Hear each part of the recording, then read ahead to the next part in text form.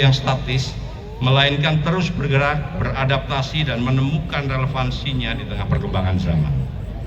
Kesenian Lengger sebagai salah satu warisan budaya Banyumas memiliki nilai sejarah, filosofi, dan identitas yang sangat kuat.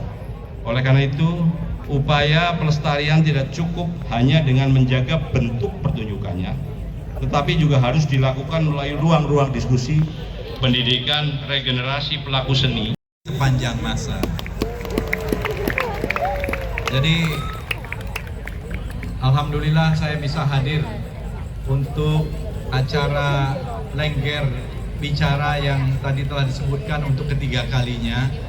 Tahun lalu saya kedatangan Mas Andi F. Noya dan Mas Rianto yang mengundang saya untuk hadir tahun lalu, tapi saya belum bisa hadir karena bentrokan dengan acara lain.